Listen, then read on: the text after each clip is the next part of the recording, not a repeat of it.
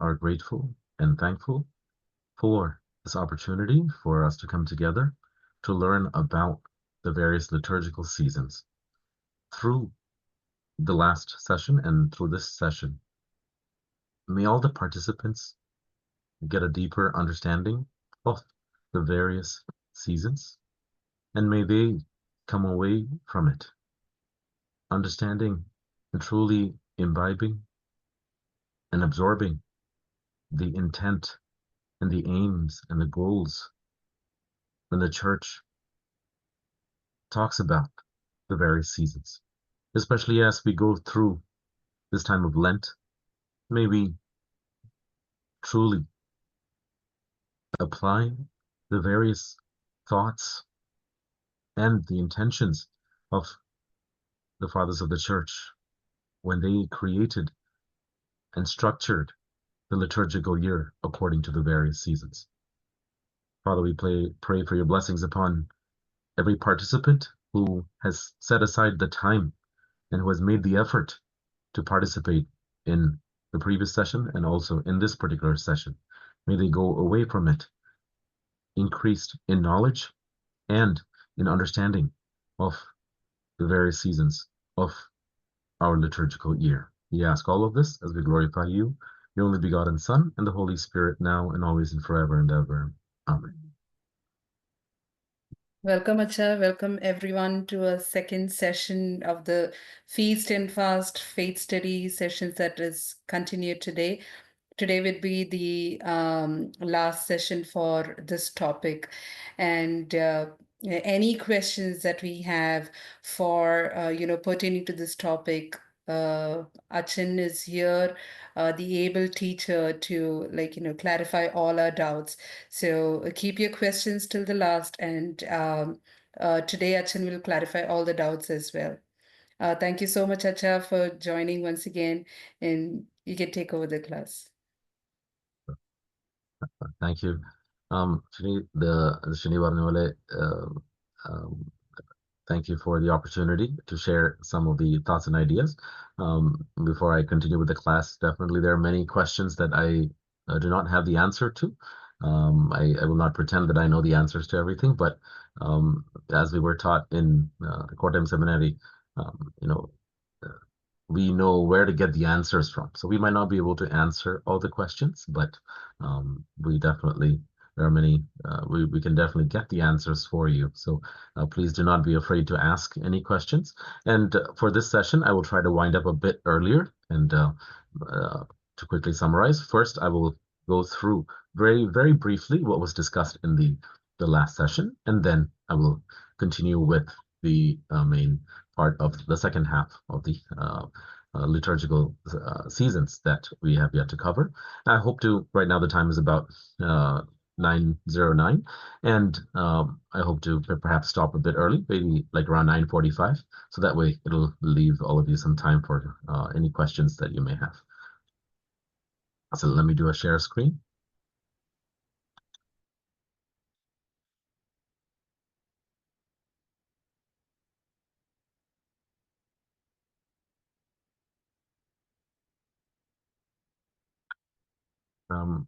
എല്ലാവർക്കും കാണാമല്ലോ അല്ലേ? Oh. So to quickly summarize, this series of feasts and fasts that has been organized by the Diocesan MMVS, we are specifically doing 2 sessions on the importance of the liturgical seasons. And today is the second session of this particular topic. Very quickly going through, we went through the aim. So what is the aim of the liturgical? What are the various aims of the liturgical seasons? Then we went through the history. What was the historical development of the liturgical calendar? Before we go into the various seasons of the liturgical year, the base thing that everyone needs to know is what is the liturgical calendar and what was the development. So starting from AD 325 and across, especially in our tradition, which is the West Syriac liturgical tradition, Paschatya Suryani Aradhana Paramparyathil, അതിൻ്റെ ഒരു വളർച്ച എങ്ങനെയായിരുന്നു എന്ന് നമ്മൾ കഴിഞ്ഞ വ്യാഴാഴ്ച നമ്മൾ cover ചെയ്തു. അതിനുള്ള recording ഉണ്ട്. So those who need the recording, please contact either Shini or Sheena, and they will, or your unit representative, and they will, or the regional coordinator, they will forward it to you. It's already sent it. Already sent, right? Okay, excellent. Then we, after going through the historical background of the development of the liturgical calendar in our tradition, then we went into the background of the actual seasons or the cycles. മലയാളത്തില് ഇപ്പോ കാലം എന്നുള്ളൊരു വാക്കാണ് സാധാരണ നമ്മൾ കാണുന്നത്. അപ്പോൾ ഓരോ കാലങ്ങളുടെ പറ്റി നമ്മൾ ജസ്റ്റ് ഒരു ജനറൽ ഇൻട്രൊഡക്ഷൻ ആയിരുന്നു. There were the number of seasons. If someone asks you, how many seasons or how many cycles do we have, the numbers vary. And the കുർബാന തക്സയിൽ 6 എന്നാണ് പറയുന്നത്. പക്ഷേ നമ്മൾ കുറച്ചും കൂടെ ഒരു ഡീറ്റെയിൽഡ് ആയിട്ട് പോയാൽ നമുക്കത് 7 8 ഡിവിഷൻസ് ആയിട്ട് നമുക്ക് അത് ഡിവൈഡ് ചെയ്യാൻ സാധിക്കും. And for the purposes of simplicity, we can divide the liturgical seasons in this manner, as we see here. The first set is the 2 weeks of Hudosh Ito and Hudosh Ito, followed by the Annunciation or a Suboro cycle, and then that is Annunciation to the Blessed Virgin Mary. Then the Nativity Epiphany cycle, and we I believe നമ്മൾ nativity Epiphany വരെയാണ് നമ്മൾ cover ചെയ്തത് അല്ലേ? ശരിയാണല്ലോ കഴിഞ്ഞ. And then I believe we stopped there, and I think today we will start with the Lenten cycle, and then we'll briefly go through the resurrection, Pentecost കാലം, പിന്നെ Transfiguration Ascension cycle, and then finally we'll finish up with the Sliva കാലം. തുടങ്ങുന്നത് എപ്പോഴും കൂതോഷീത്തോ വെച്ചാണ്. അതായത് നമ്മുടെ സാധാരണ January 1st ആണ് ന്യൂ ഇയർ. സെക്യുലർ കാലണ്ടറിൽ ന്യൂ ഇയർ ജാനുവരി 1st ആണ്. But in our liturgical calendar, our new year, the start of the liturgical year, is with Kudosh Ito, which is the feast of the sanctification, followed by feast of dedication. And then we went through that particular cycle, followed by the Annunciation or the Suboro cycle, which is Suboro Kalam in the Varana. It prepares us for, it's a preparatory period for the Feast of the Nativity that ends with the December 25th, the birth of Jesus. എന്നിട്ട് Suboro Kalam കഴിഞ്ഞിട്ട് ഉള്ള പിന്നെ Nativity Denaha Epiphany cycle ആണ്, which then is followed. So I believe we ended with this particular cycle, which is the cycle ends with the start of the Lenten cycle. അപ്പോൾ നമ്മളിപ്പോൾ ഉള്ള ഇരിക്കുന്ന ഈ സാമോ റാബോ എന്ന് പറയുന്ന ഈ ഒരു കാലം, സീസൺ എന്ന് പറയുന്നത്, it comprises of 7 weeks including Holy Week.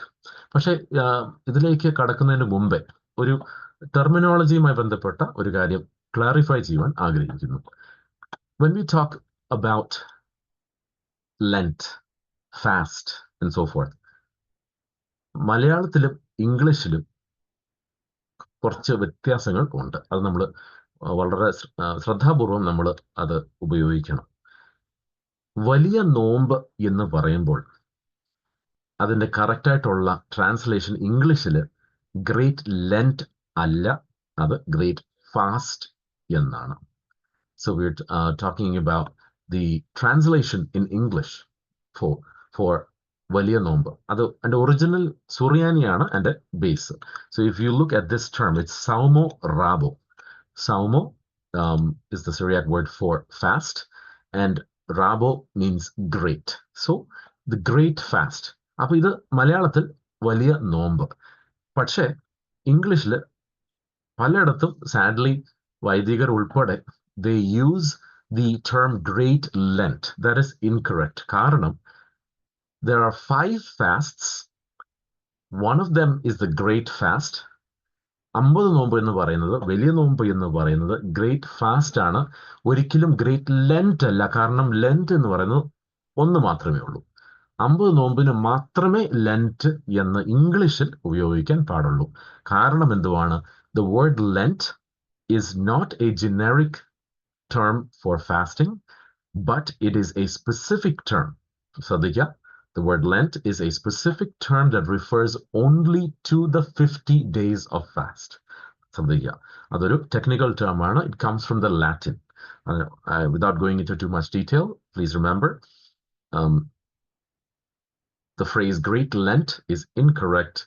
You have to use Lent only by itself, and it refers specifically only to the 50 days of the fast. That includes Holy Week. Please, especially in your writing, please be, even sadly, when it comes to the English translation, even the clergy, even sometimes bishops might make this mistake. So please just അവരെ തിരുത്തുവാൻ പോണ്ട, നിങ്ങളുടെ അറിവിന് നിങ്ങളുടെ മനസ്സിൽ അത് വെക്കുക എന്ന് പ്രാർത്ഥനാപൂർവ്വം അഭ്യർത്ഥിക്കുന്നു. So when we're talking about the Great Fast, which is the 50 days, which culminates in Holy Week. So out of the 5 fasts that we have, why is this called the only one that is called Great? വലിയ നോമ്പ്, ബാക്കി 5 fasts ഉണ്ട്. പക്ഷെ എന്തുകൊണ്ടാണ് ഇത് വലിയ നോമ്പ്? കാരണം it culminates in the greatest of the feasts, which is the feast of the resurrection.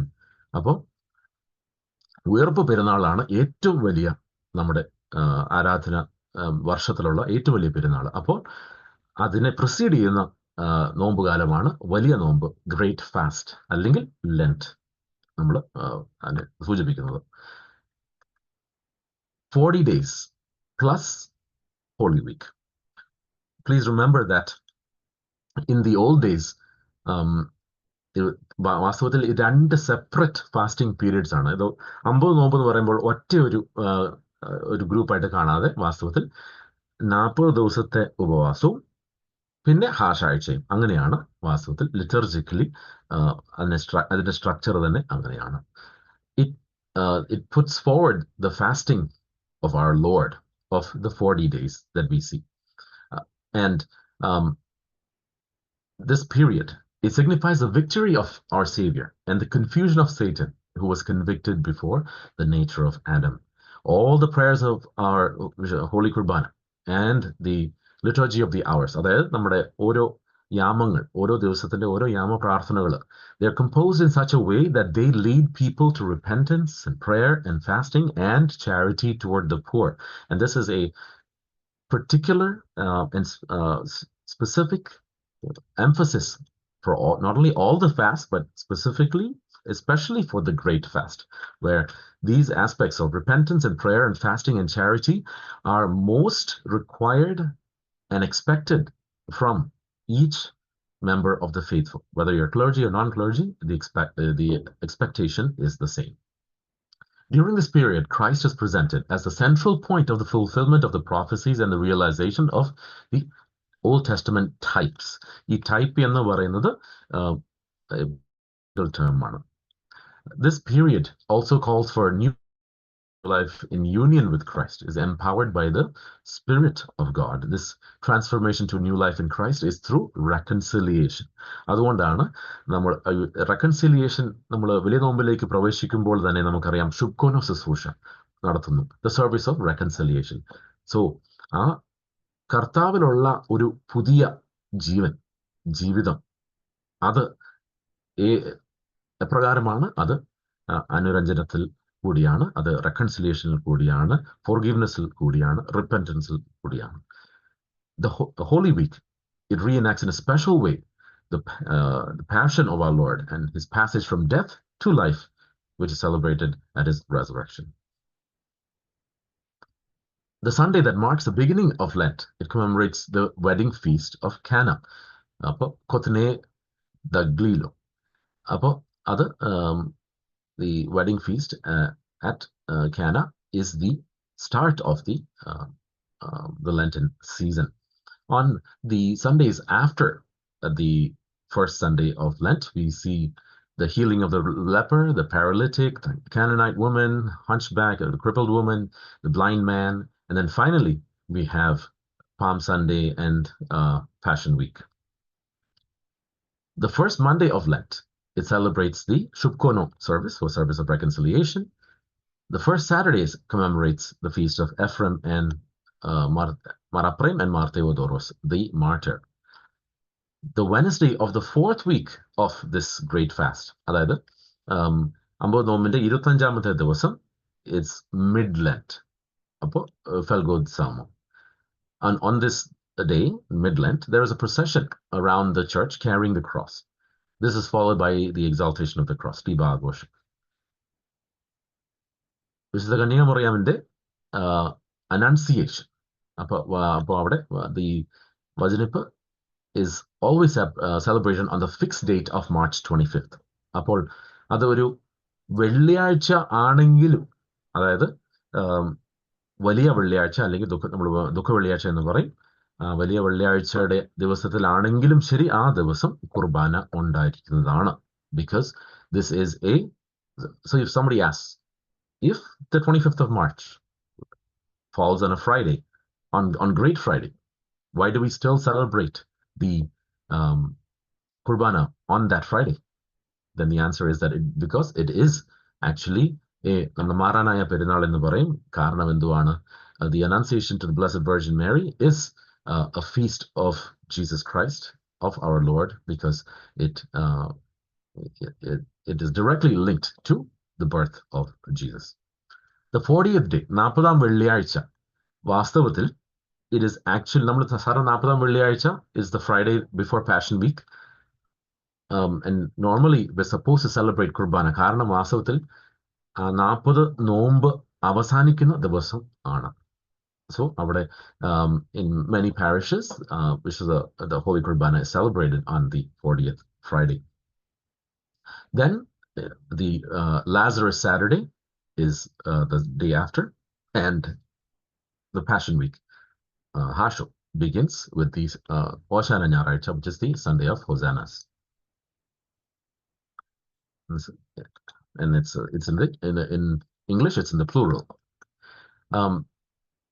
Hasharicha, when we look at Great and Holy Week, the first important service, liturgical service that is done is called Va'ade Dalmino, which means the entrance into the haven. Well, technically, it's not heaven, it's haven. Heaven alla, haven ആണ്. അതായത് entrance into the harbor അല്ലെങ്കിൽ haven എന്നാണ് അതിന്റെ ഈ Va'ade Dalmino Suryaniil. It is the safe harbor is, who is the safe harbor? Jesus is the safe harbor. And so the parable of the 10 virgins is remembered and celebrated on Ratri Namaskaramai Bandapata, the Monday night of Passion Week. Then the next important liturgical service of Holy Week is the Thursday of the Mysteries, അല്ലെങ്കിൽ പ്രസഹ വ്യാഴാഴ്ച, and Vishnu Kurbana is celebrated then.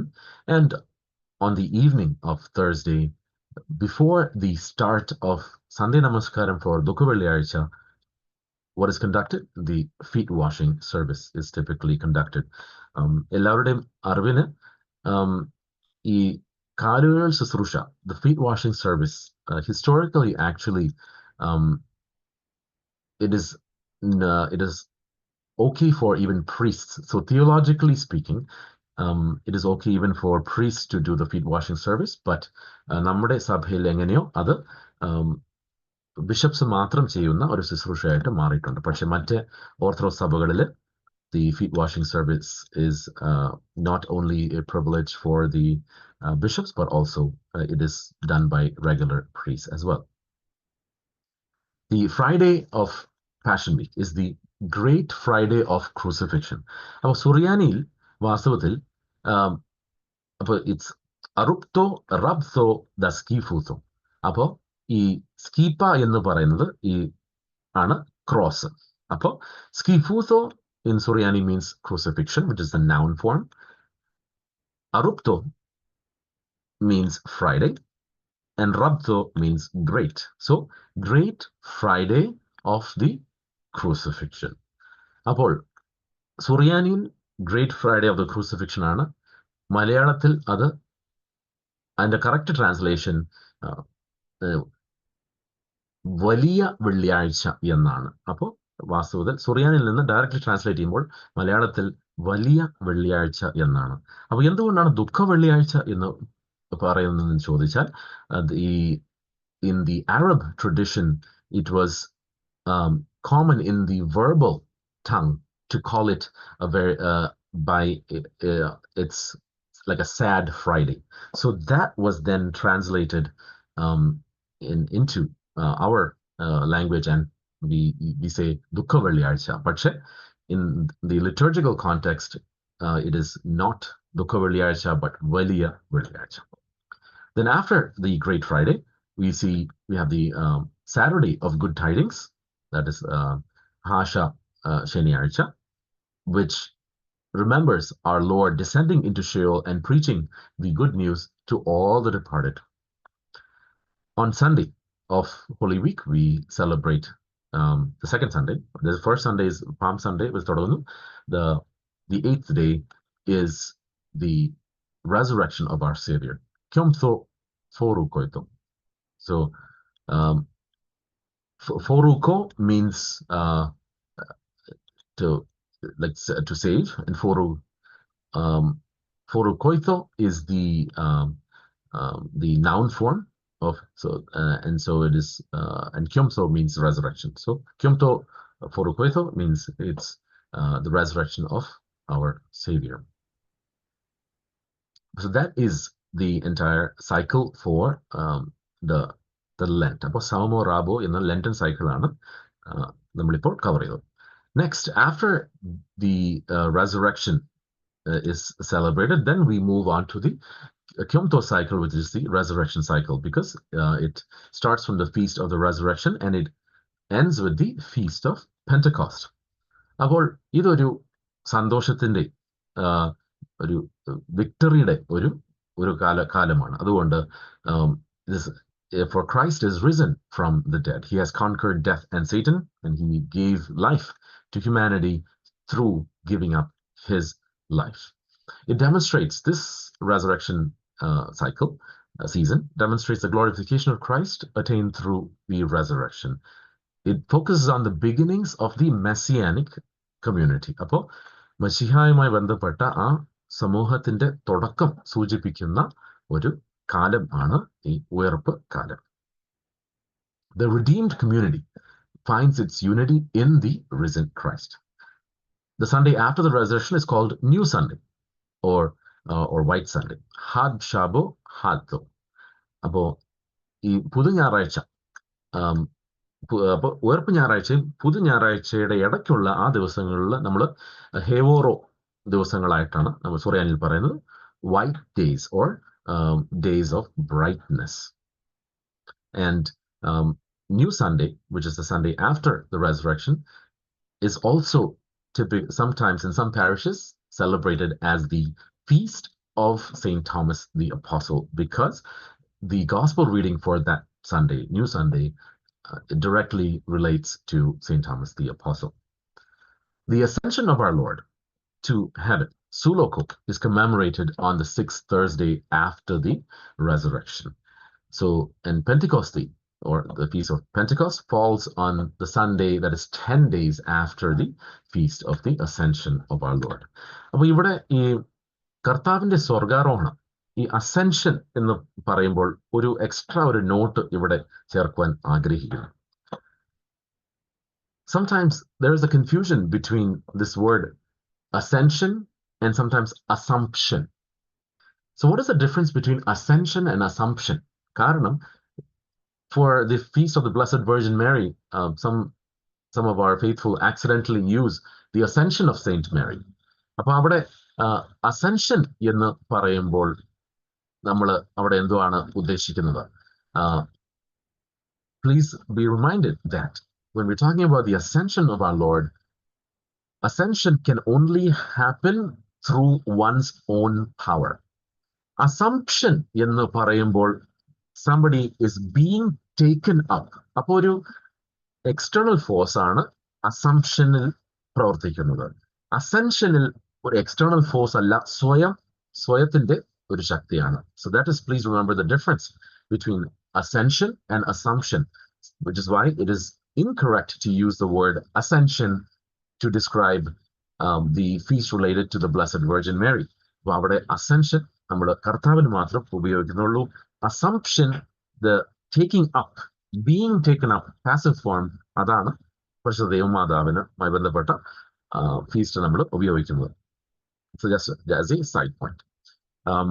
The days between Ascension and Pentecost. Well, കർത്താവിന്റെ സ്വർഗാരോഹണവും പെന്തക്കോസ്തി പെരുന്നാളുമായി അതിന്റെ ഇടയ്ക്കുള്ള ദിവസങ്ങൾ കാത്തിരിപ്പിന്റെ ദിവസങ്ങളായിട്ടാണ് കാണുന്നത്. It can be വാസ്തവത്തിൽ that can be subdivided, if you want, from a technical perspective, into yet another mini season called the season of awaiting.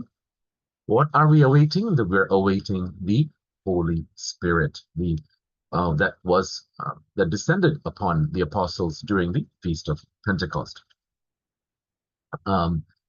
Technically speaking, the Malankara Church is supposed to observe a fast during this period, though this is not strictly observed as it falls outside of the 5 principal fasting periods. This period begins on the day of Ascension and ends with the Feast of Pentecost.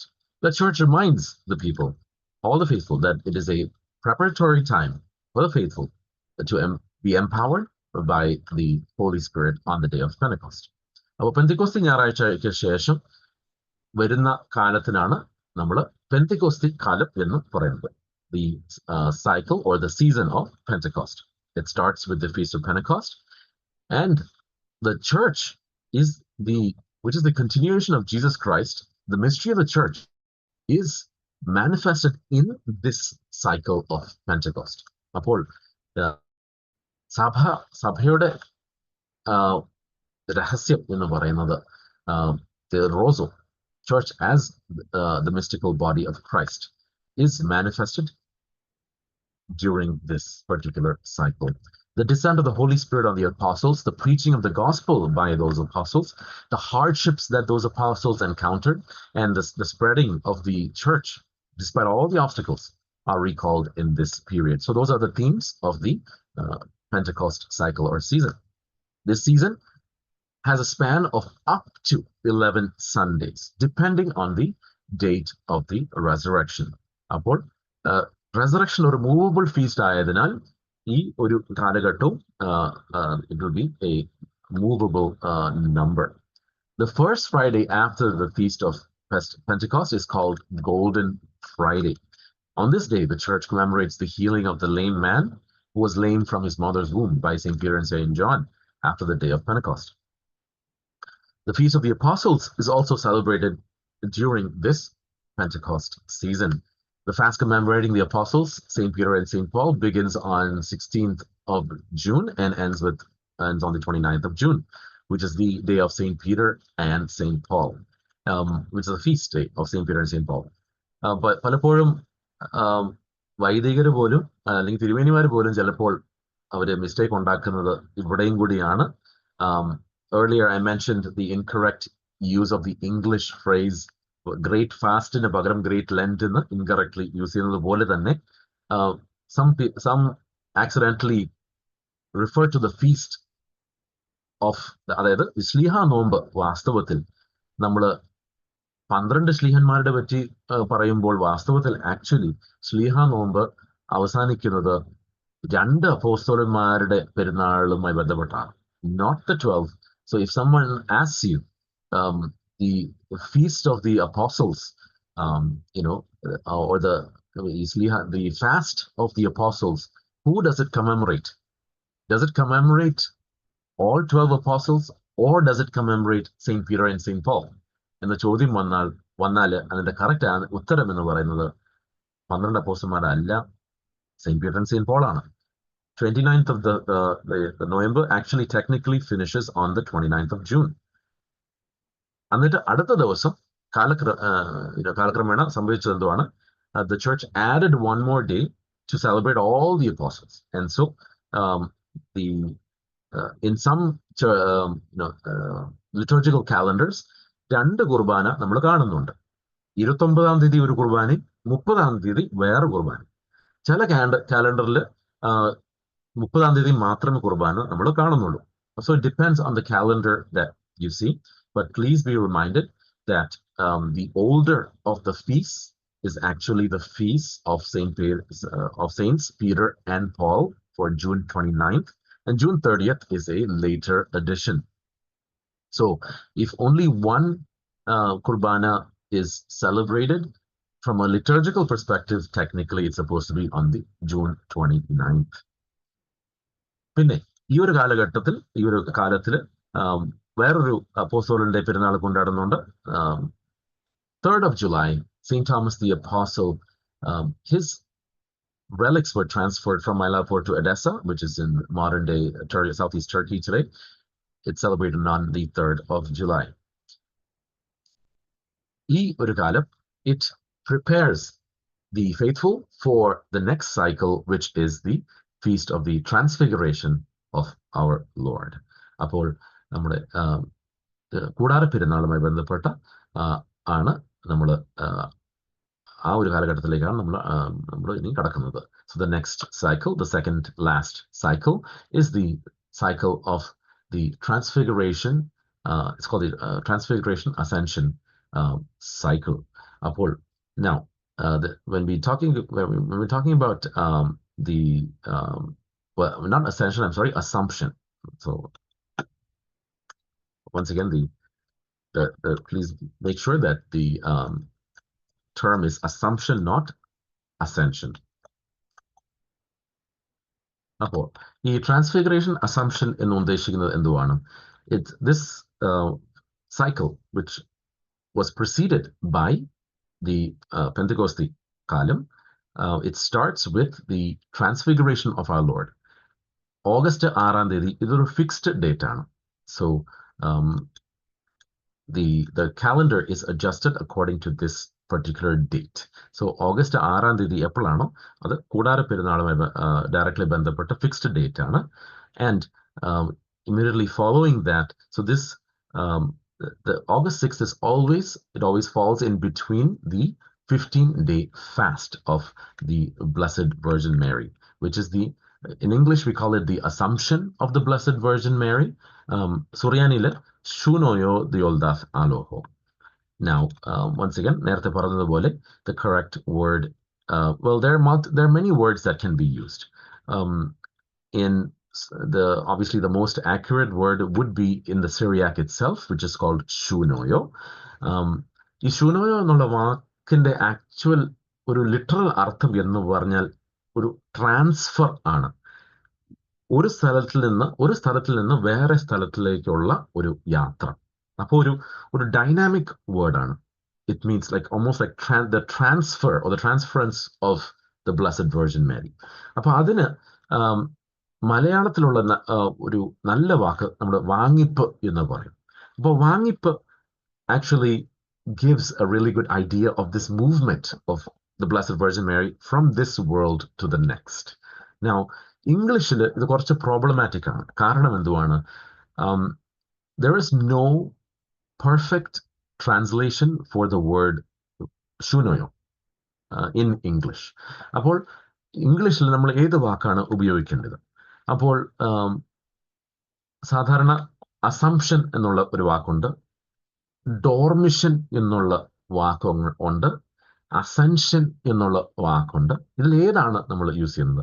പലപ്പോഴും we see the word dormition being used, which is the falling asleep.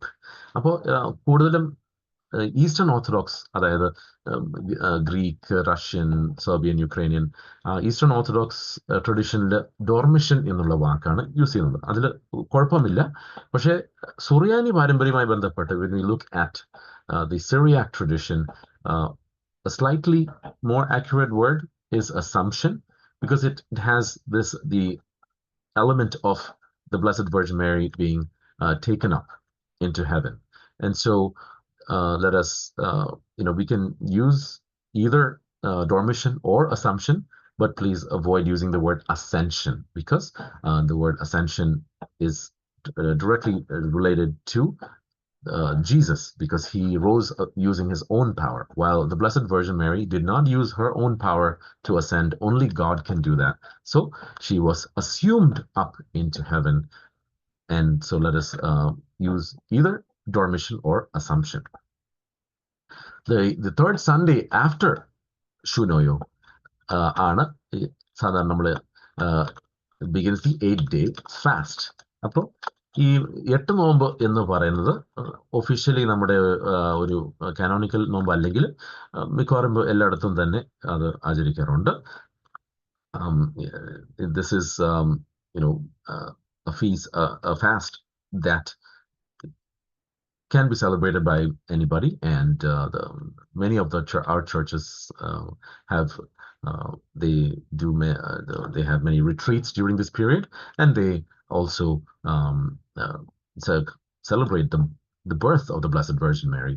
Now, there's nothing wrong with celebrating an extra fast. നമ്മൾ കൂടുതൽ ഉപവസിക്കുന്നതിലും അവിടെ വിഷയം ഇല്ല എന്നാണ് എൻ്റെ ഒരു അഭിപ്രായം. And the church also, even though it's not part of the canonical list, most of the parishes in our church worldwide celebrate the fast of 8 days. പക്ഷേ ഇൻട്രസ്റ്റിംഗ് ആയിട്ടുള്ളൊരു കാര്യം, ഈ 8 നോമ്പ് എന്ന് പറയുമ്പോൾ പല പള്ളികളിലും ഓരോ ദിവസവും കുർബാനയുണ്ട്. അപ്പോൾ ഈ കുർബാന രാവിലെ ആണെങ്കിൽ എങ്ങനെയാണ് ഭക്ഷണത്തിനുള്ള ഉപവാസം? അത് ഒരു പ്രോബ്ലമാറ്റിക് ആണ്. So those who do not partake of the Qurbana every day, at least they can skip a few meals during the week, and then perhaps only partake of the feast where it ends with the feast of the birth of the Blessed Virgin Mary. Now, after the ascension, assumption, the word once again is assumption. After the assumption of the Blessed Virgin Mary, the church gets ready for Sliva Perunal, Sliva Kalamana, ഏറ്റവും അവസാനത്തെ കാലം. And we will, this is the last of the seasons that we will be going through that are part of the liturgical year. Sliva Kalam എന്ന് പറയുമ്പോൾ the faithful enter into the last cycle of our liturgical year immediately after the Pentecost Assumption cycle.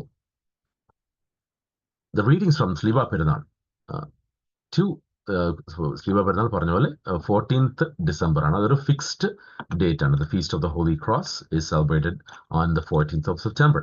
Just like Kudara Perunal, which is a fixed feast day on August the 6th, Sliva Perunal is also a fixed feast day on the 14th of September. The readings from Sliva Perunal to Kudosh Ito, which is because once again, the liturgical year restarts with the Kudosh Ito. So from Sliva Perunal to Kudosh Ito, the last liturgical season, it shows the importance of preparing for the second coming and Jesus' advice to his disciples about being watchful. It exhorts the church to be prepared to depart for the journey and to be ready like the good servant, because no one knows the arrival of the Master. The Sliva Perunal, which is celebrated on September 14th, it commemorates the discovery of the Holy Cross by Helen, who is the mother of Emperor Constantine. This last cycle has a very strong eschatological significance. അതായത് യുഗാന്ത്യ ശാസ്ത്രവുമായി ബന്ധപ്പെട്ട് ശക്തമായ ചില themes ഈ ഒരു കാലത്തിൽ ഉണ്ട്. The period of Epiphany, beginning with the Feast of Yeldo, Jarana Perunalum, and the cycle of the Feast of the Cross are both interconnected.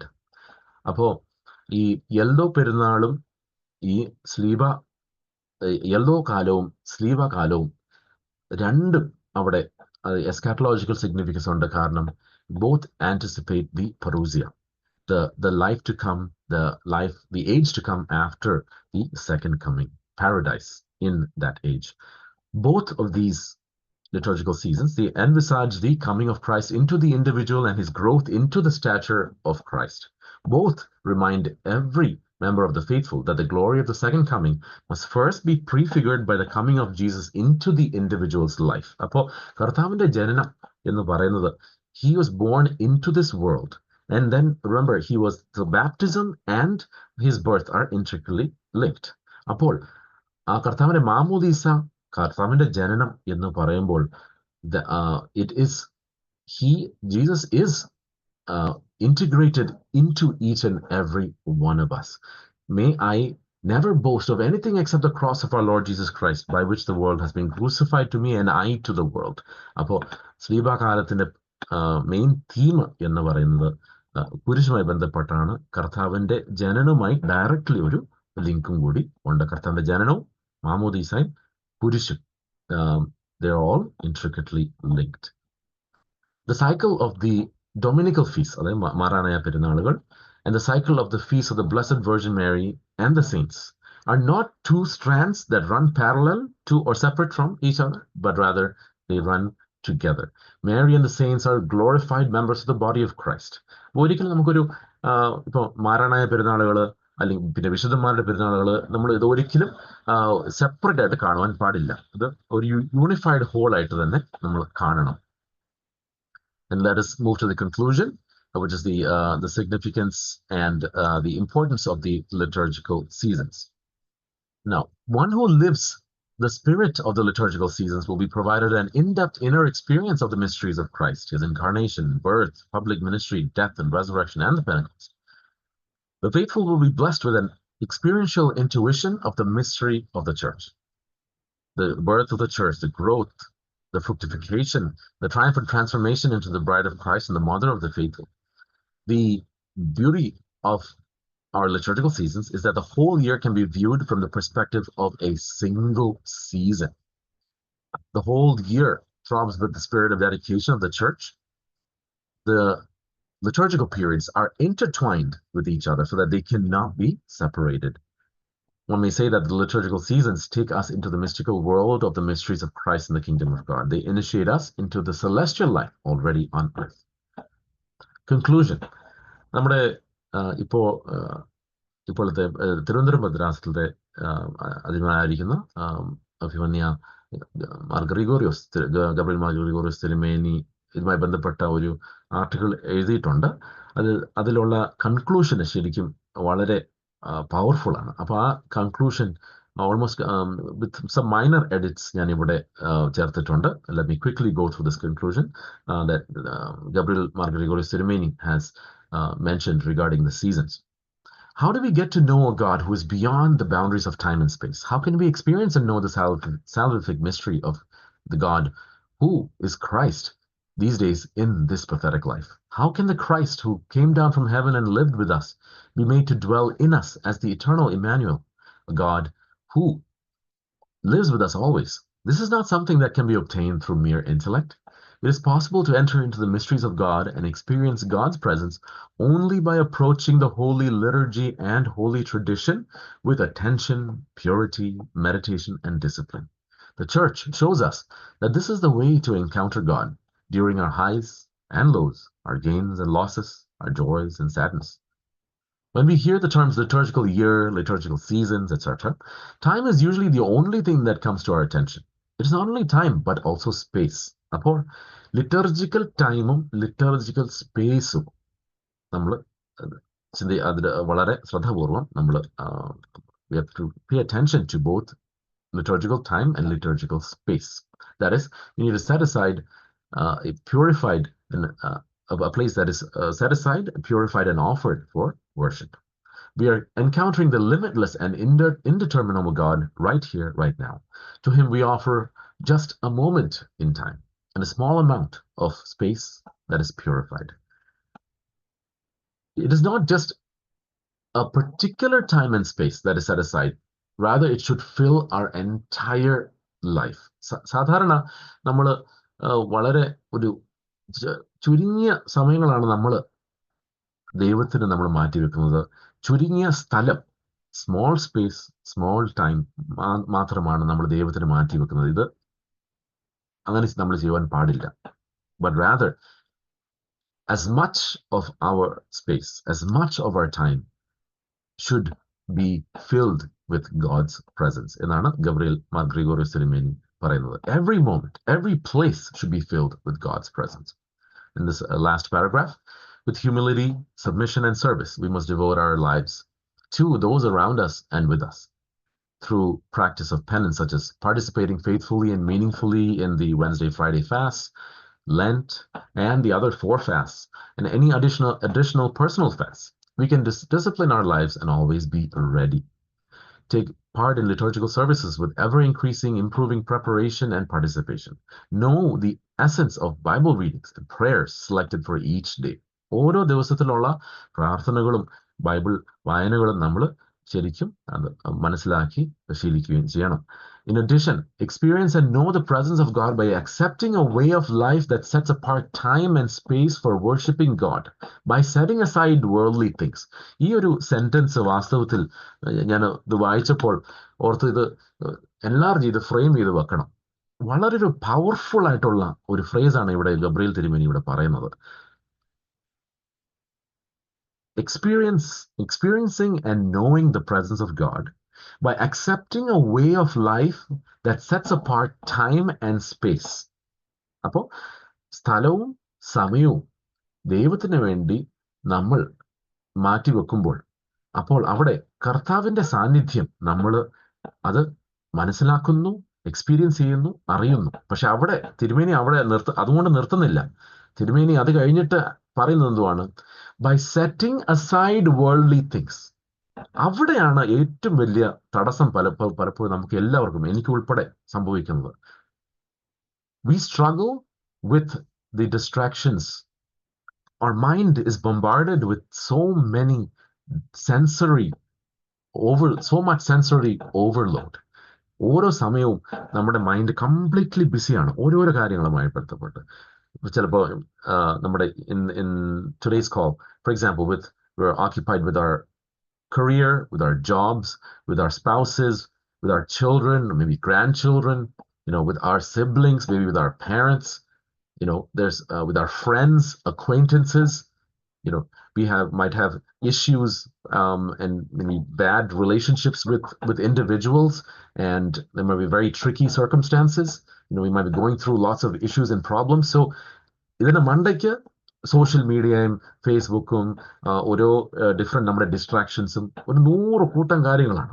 അപ്പോൾ ഈ വേൾഡ്ലി ഡിസ്ട്രാക്ഷൻസ് ഉള്ളപ്പോൾ, എക്സസീവായിട്ട് ഉള്ളപ്പോൾ എന്ത് സംഭവിക്കുന്നില്ല? We are unable to set aside the time and space to experience and know God's presence. So വളരെ ഒരു powerful ആയിട്ടുള്ള നമ്മുടെ ഈ ലിറ്റർജിക്കൽ സീസണുമായി ബന്ധപ്പെട്ട് ശരിക്കും നമ്മൾ ചിന്തിപ്പിക്കുന്ന ഒരു സ്റ്റേറ്റ്മെന്റ് ആണിത്. Let us then, when we set aside those worldly distractions, sensory overloadനെ നമ്മൾ കുറയ്ക്കുവാൻ ശ്രമിക്കുക. Then deliberately set aside the time, liturgical time and liturgical space. We need to make those two a priority in our lives, and then we will experience and know God's presence. അപ്പോഴാണ് we can come back. അപ്പൊ അത് ചെയ്യുമ്പോൾ നമ്മളെ കൊണ്ട് എന്ത് സാധിക്കും? We can then, നമ്മുടെ spiritual batteries അപ്പോൾ റീചാർജ് ആവും. Then we can come back to that which is worldly by being committed to it with godly awareness, since we all have worldly obligations to fulfill. അപ്പോൾ sensory ഓവർലോഡും worldly ഡിസ്ട്രാക്ഷൻസും മാറ്റിവെച്ച് ആരാധന സമയം, ആരാധന സ്ഥലം അതിൽ ശ്രദ്ധിക്കുകയും ചെയ്യുമ്പോൾ നമ്മൾ ദൈവത്തിന്റെ സാന്നിധ്യം നമ്മുടെ ജീവിതത്തിൽ വരും. ആ ഒരു സ്പിരിച്വൽ റീചാർജിങ് കൊണ്ട് നമുക്ക് എന്ത് ചെയ്യുവാൻ സാധിക്കും? ഈ ലോകത്തിലേക്ക് നമുക്ക് തിരിച്ചു വരികയും നമുക്ക് ചെയ്യേണ്ടിയ എല്ലാ ഒബ്ലിഗേഷൻസും നമുക്ക് ഫുൾഫിൽ ചെയ്യുവാൻ സാധിക്കും without being destroyed internally. We will still be able to move through our life with strength if we do what Gabriel Tirumeni here is talking about. Very powerful. This way, as we grow more and more in holiness and dedication, the difference between the time and space that is and that is not set apart for God will become less and less. And our lives will soon be filled with the presence of God. It is this gradual development that is the aim of the practice of the liturgical season. ആരാധനാ കാലം എന്ന് അതിൻ്റെ ഒരു പ്രധാനപ്പെട്ട ഒരു ഉദ്ദേശം എന്ന് പറയുന്നത് കണ്ടിന്യൂസ് ഇംപ്രൂവ്മെന്റ്, ഗ്രാജുവലി വളരെ പതുക്കെ നമ്മൾ ഒരു ഡെവലപ്മെന്റ് ആണ്. എന്തുവാണ്?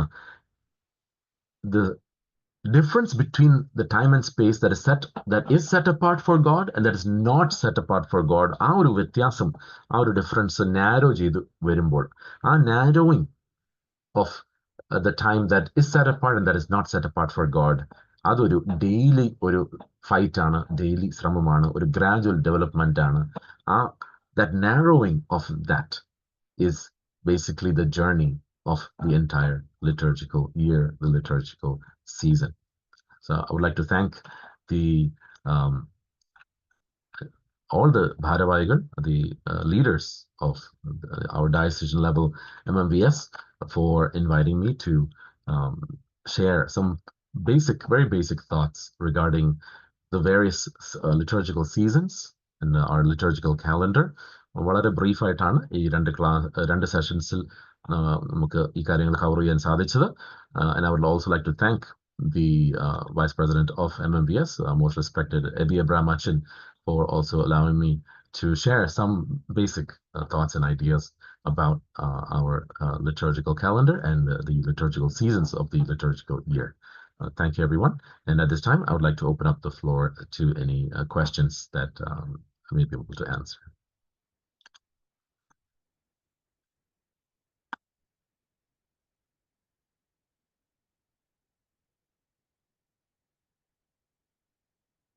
Respected Ebi Achan ഉണ്ട്, അതുകൊണ്ട് എനിക്ക് കുറച്ചും കൂടി ഒരു ധൈര്യം വന്നു. Acha, you said about the feasts and fasts that are different, the various feasts that are different, as in they are fixed and movable. But why are they movable? Why are they not fixed like the others? Very good. That's a very good question, actually. For example, as you very correctly mentioned, there are some of our feasts are on fixed days. For example, നമുക്ക് ഇപ്പോൾ കൂടാര പെരുന്നാൾ നമുക്കറിയാം, particular date ആണ്. ഇപ്പോൾ പരിശുദ്ധ കന്യാമറിയാമിന്റെ ഷൂനയോ പെരുന്നാൾ, fixed day, August 15th. സ്ലീവ പെരുന്നാൾ September 14th. There are fixed days, right? ജനന പെരുന്നാൾ December 25th, അല്ലേ?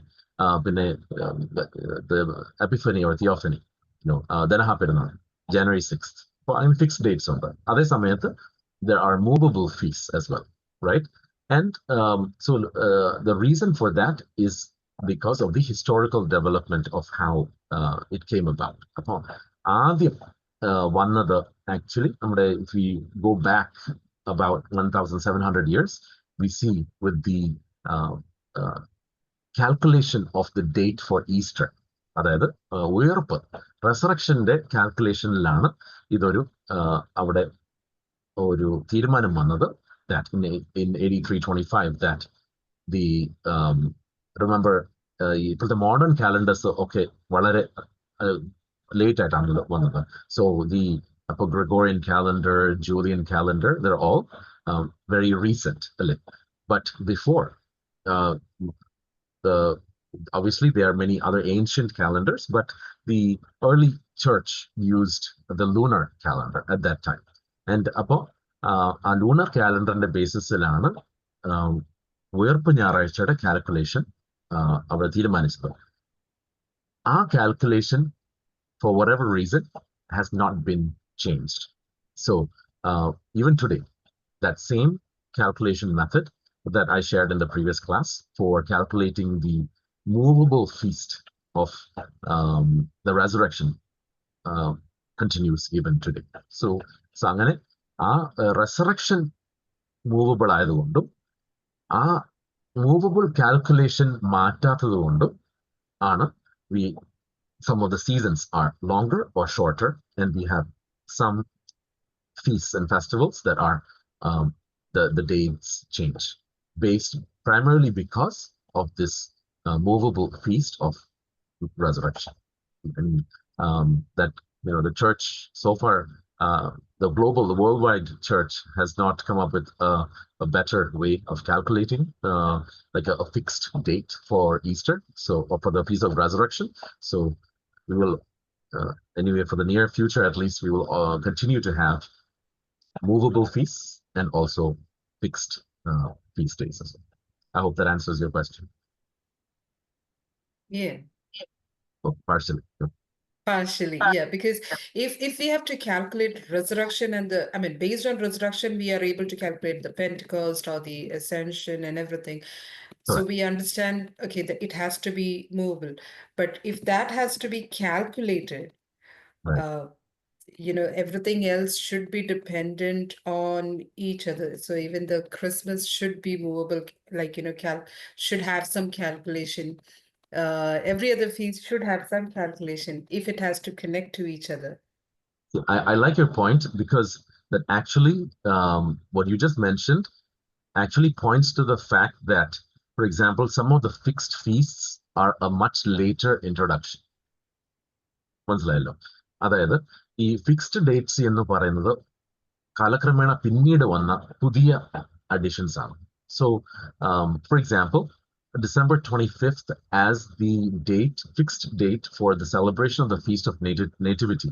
കർത്താവിന്റെ ജനന പെരുന്നാൾ December 25th ആയിട്ട് ഫിക്സ് ചെയ്യുന്നത് ഈസ്റ്റേൺ വേൾഡിൽ വളരെ ലേറ്റ് ആയിട്ടാണ്. ഇത് ഒരു എക്സലന്റ് എക്സാമ്പിൾ ആണ്. So a lot of the fixed feasts they came about or they were introduced historically much later. So that is a perfect evidence of a later dating for a lot of the feasts. If a fixed date anagi normally, normal case it is a much later. It was introduced much later. Yes. Any other questions? Cover the material my ബന്ധപ്പെട്ട ആർക്കെങ്കിലും ഏത് ചോദ്യം ചോദിക്കാം, especially that's related to the various liturgical seasons, feasts, the fasts.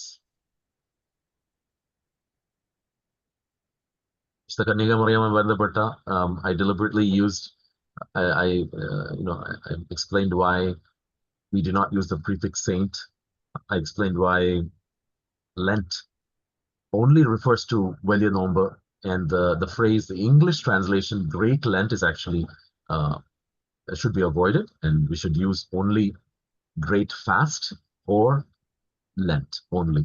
And remember, the word Lent only refers to Ambul Nomber, and it is incorrect to use the word Lent in English to describe any of the other fasting periods.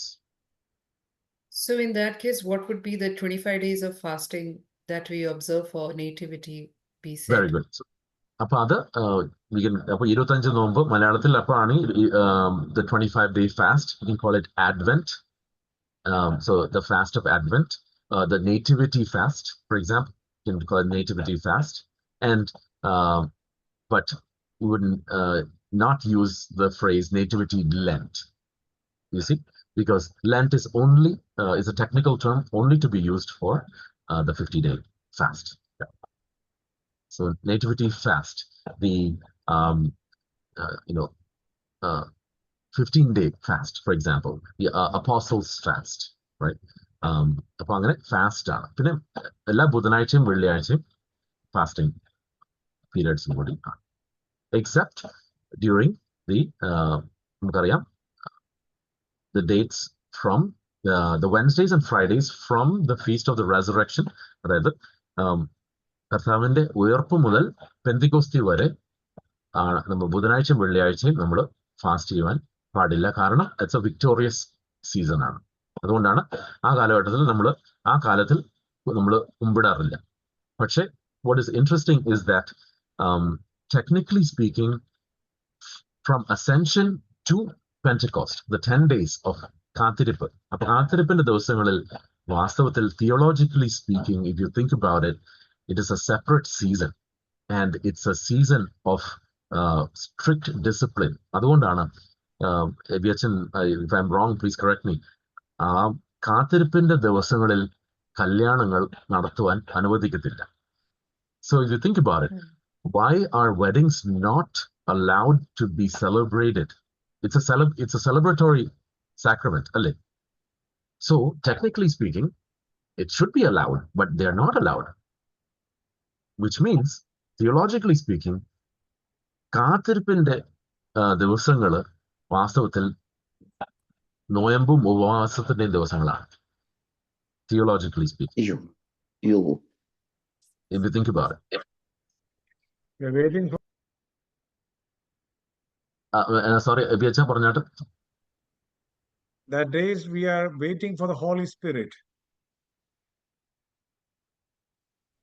അതുകൊണ്ടാണ് അതിനെ വളരെ പ്രാധാന്യമുള്ള ദിവസങ്ങളായിട്ട് കാണുന്നത്. പരിശുദ്ധാത്മാവിനെ കാത്തിരിക്കുന്ന ദിവസങ്ങൾ, നൽവരത്തിന് വേണ്ടി കാത്തിരിക്കുന്ന ദിവസങ്ങൾ, അതിനുവേണ്ടി മാത്രം സെഗ്രിഗേറ്റ് ചെയ്ത് മാറ്റിവെച്ച ദിവസങ്ങളാണ്. അതാണ് കാത്തിരിപ്പിന്റെ ദിവസങ്ങൾ. അതിന്റെ പ്രാധാന്യം വരുന്നതിന്റെ കുറച്ചുകൂടി പ്രാധാന്യമുള്ള കാര്യങ്ങൾ അതാണ്. അപ്പൊ അച്ഛൻ, എനിക്ക് one of the toughest questions I have received is ആരോട് ചോദിച്ചു, ഷോണച്ച, അപ്പൊ കാരണം ഈ കാര്യം ഞാൻ എക്സ്പ്ലെയിൻ ചെയ്തപ്പോൾ, അപ്പൊ if weddings are not allowed during these days of awaiting, അപ്പൊ എന്നോട് ചോദിച്ചു, അപ്പൊ അച്ഛ ഉയർപ്പ് ഞായറാഴ്ച മുതൽ പെന്തക്കോസ്തി ദിവസം വരെ ആ 10 ദിവസം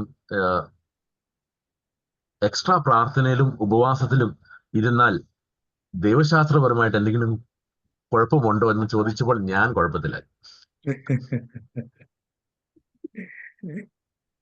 അല്ല, നമ്മുടെ ഈ വിശ്വാസങ്ങൾക്ക് അനുസരിച്ചുള്ള നമുക്ക് പ്രാർത്ഥനകളും എല്ലാം ക്രമീകരിച്ചിരിക്കുന്നത് ഒരു കാലത്ത് നമുക്ക് ഇടപെട്ട് കാര്യങ്ങൾ ചെയ്യാൻ വേണ്ടി സമയത്തിനനുസരിച്ച് ക്രമീകരിച്ചിരിക്കുന്ന കാര്യങ്ങളും സംഭവങ്ങളുടെ അടിസ്ഥാനത്തിൽ വന്നിരിക്കുന്ന കാര്യങ്ങളും. അതുകൊണ്ട് ഒരു ദിവസത്തിന്റെ പ്രാധാന്യം കൂടുതലോ ഒരു ദിവസത്തിന്റെ പ്രാധാന്യം കുറവോ ഇല്ല.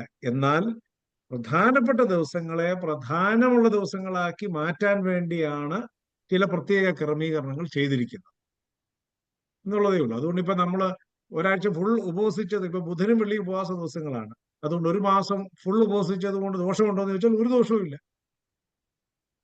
അച്ഛനിടയ്ക്ക് പറഞ്ഞതുപോലെ 8 നോമ്പ് നോക്കുന്നത് കൊണ്ട് നമ്മൾ അതിന്റെ പ്രാധാന്യത്തെ നമ്മൾ കുറച്ച് കാണുന്നില്ല. പക്ഷേ കാനോനികമല്ലാത്ത നമ്മുടെ വിശ്വാസത്തിന്റെ ഭാഗമല്ലാത്തത് കൊണ്ടാണ് അതങ്ങനെ കാണുന്നത്. അതുകൊണ്ട് 8 നോമ്പ് 8 ദിവസം നോമ്പെടുത്തത് കൊണ്ട് ദോഷമുണ്ടെന്ന് അതിനർത്ഥമില്ല.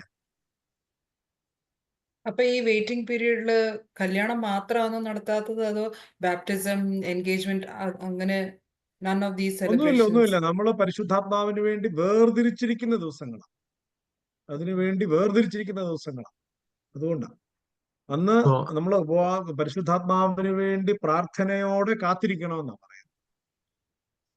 അതുകൊണ്ടാണ് നമ്മൾ പരിമലയില്, നമ്മൾ ശ്രദ്ധിച്ചിട്ടുണ്ടോ, നിങ്ങൾ നേരത്തെ മുതലേ കുറെ വർഷങ്ങൾക്ക് മുമ്പ് ആരംഭിച്ചതാണ് പരിശുദ്ധാത്മാവിന്റെ കാത്തിരിപ്പ് ദിവസങ്ങളിലുള്ള പ്രാർത്ഥനകൾ. പരിശുദ്ധാത്മാവിന് വേണ്ടി ഒരു കാത്തിരിപ്പ് ദിവസങ്ങൾ തന്നെ ക്രമീകരിച്ചിട്ടുണ്ട്. ആ ദിവസം വേറെ ഒന്നും നടക്കുന്നില്ല. എല്ലാവരും വന്ന് അവിടെ പ്രാർത്ഥനയോടെ കാത്തിരിക്കണം എന്നാണ്. അത് പള്ളികളിലും ചെയ്യുന്നത് നന്നായിരിക്കും. പക്ഷെ നമ്മുടെയൊക്കെ സാഹചര്യങ്ങളിൽ അത് എല്ലാവർക്കും എല്ലാ ദിവസവും പള്ളി വന്നിരിക്കാൻ ഒക്കാത്തത് കൊണ്ട് വീടുകളിലും മറ്റ് കാര്യങ്ങളിൽ ജോലിയാണെങ്കിൽ പോലും അതിനെ പരിശുദ്ധാത്മാവിന്റെ കാത്തിരിപ്പ് ദിവസങ്ങളായിട്ട് വേർതിരിച്ച് കാണണം എന്നാണ് പറയുന്നത്.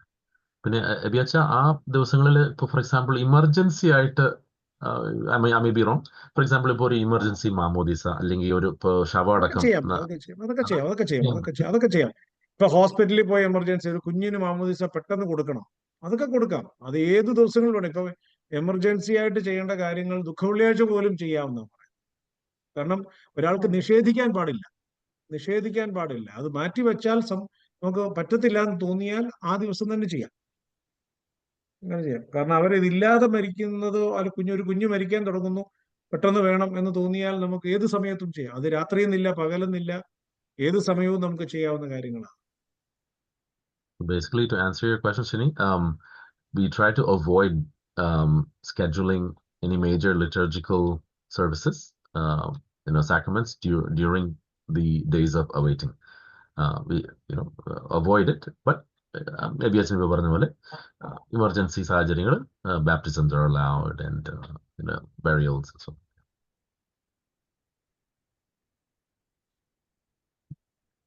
That's any other quite an information.